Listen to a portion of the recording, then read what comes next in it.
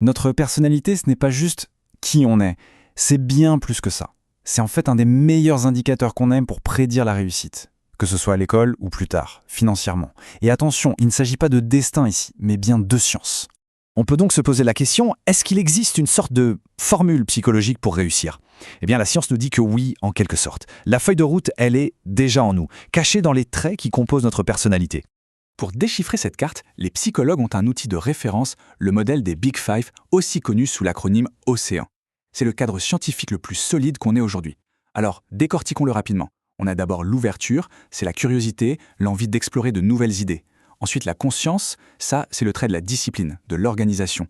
L'extraversion, c'est l'énergie qu'on puise dans le contact avec les autres. L'agréabilité, c'est notre capacité à être coopératif, empathique. Et enfin, le névrosisme qui mesure notre stabilité émotionnelle. Chacun de ces 5 traits va jouer un rôle dans notre parcours. Mais parmi ces 5-là, il y en a un qui sort vraiment du lot. Un qui est de loin le meilleur prédicteur de la réussite, que ce soit pour les notes ou pour le portefeuille. Et ce trait, c'est la conscience.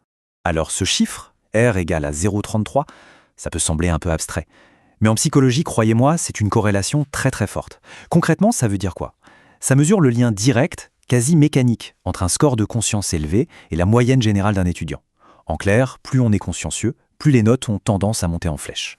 Et ce graphique, il le montre de façon éclatante. Regardez, les étudiants qui ont une moyenne supérieure à 7 sur 10, ils ont un score de conscience moyen de 36,26. Pour ceux qui sont en dessous de 7, le score tombe à 29,75. L'écart est juste énorme.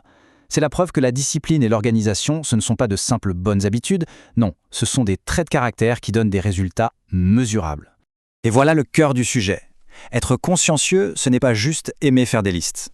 Fondamentalement, c'est la capacité psychologique à retarder la gratification.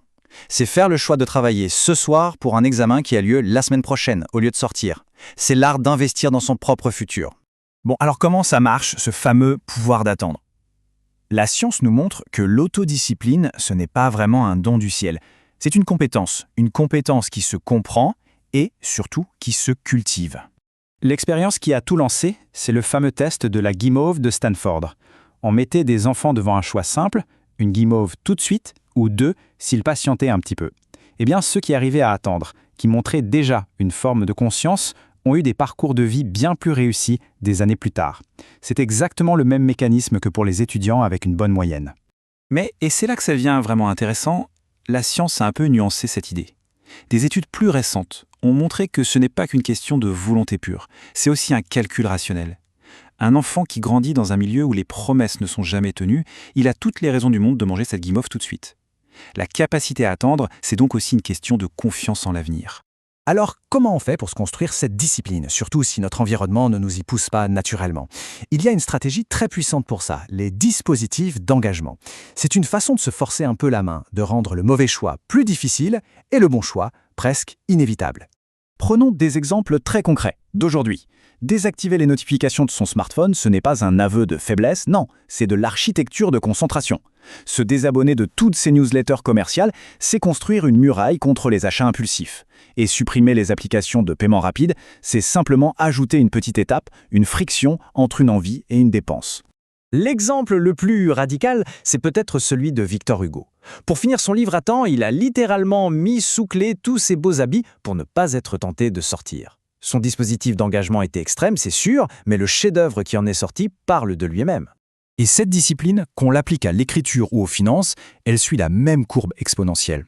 Allez, changeons de casquette une seconde, mettons celle de l'analyste financier. Un investissement de 10 000 $ à 20 ans, grâce au pouvoir des intérêts composés, c'est-à-dire l'argent qui génère de l'argent, peut devenir plus de 70 000 $ à 60 ans. Et ça, avec un rendement tout à fait modeste de 5%. C'est la gratification différée, mais en chiffres. Un petit sacrifice aujourd'hui pour une récompense 7 fois plus grande demain. D'accord, la conscience est donc capitale, mais elle n'existe pas dans une bulle. Notre environnement, notamment familial, et les autres facettes de notre personnalité jouent un rôle tout aussi important dans l'équation. Regardez-moi ces chiffres, c'est parlant. Les étudiants qui viennent de familles élargies, vous savez, où plusieurs générations vivent ensemble, ont un score de conscience de 36,26 en moyenne. C'est presque exactement le même score que celui des meilleurs étudiants qu'on a vus tout à l'heure. À l'inverse, ceux qui viennent de familles nucléaires plus classiques, leur score est bien plus bas, à 29,75. La structure familiale semble donc vraiment modeler ce trait essentiel. Et la différence est aussi très claire pour le névrosisme. Les étudiants des familles élargies sont moins anxieux, moins stressé. Pourquoi ? Probablement parce que le soutien social est plus fort, les responsabilités sont partagées, ce qui crée un environnement plus stable, plus rassurant. Et cette stabilité émotionnelle, elle n'est pas seulement bonne pour les études, elle est absolument cruciale pour construire un patrimoine, parce qu'elle nous évite de prendre des décisions financières paniquées. Passons maintenant au trait d'ouverture. Si j'étais conseiller d'orientation, je dirais que c'est un atout majeur.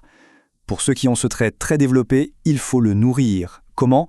En explorant des cours qui n'ont rien à voir entre eux, en utilisant des outils comme le mind mapping pour faire des liens inattendus, en rejoignant des clubs de débat.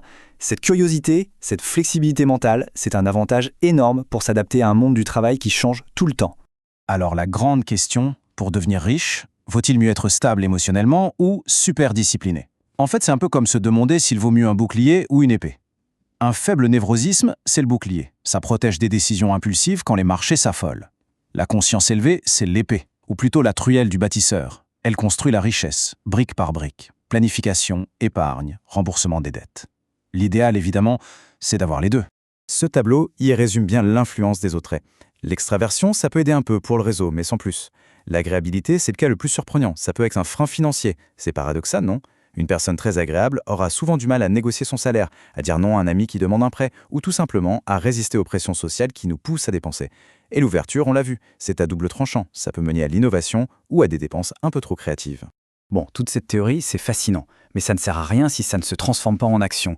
Alors concrètement, qu'est-ce qu'on fait là, maintenant ?